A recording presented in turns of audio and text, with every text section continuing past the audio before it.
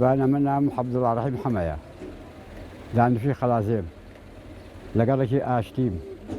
برامبر روزيمي خكي بختي سوان تقريبا 9 أو نهوله مركز يعطيش أو زاد بالله هاي ندري كلها سباق قرنتك والناون نحن خدمة قلبا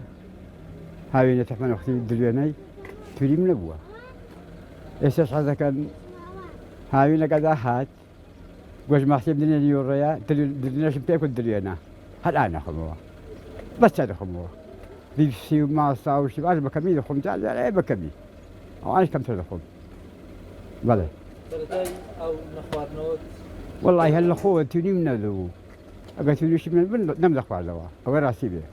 أقول توني به أو خوشة أقول توني به أو ليلا خوشة اللي بقدر بعض دخل إذا فيش أبغى ده هذا وكو حالة من دخل كم دخل خذ باي واي هذا اللي برتعم كوت توني ما يخم أقول توني ودي خيوه بعض النخوش السك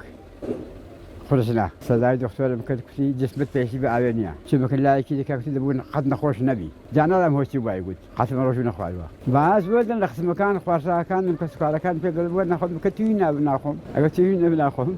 بلي والله فيهم دليل بعد أن خلاص عمل خير بخم سمار الله كم خن داخل دخم متفرس دخم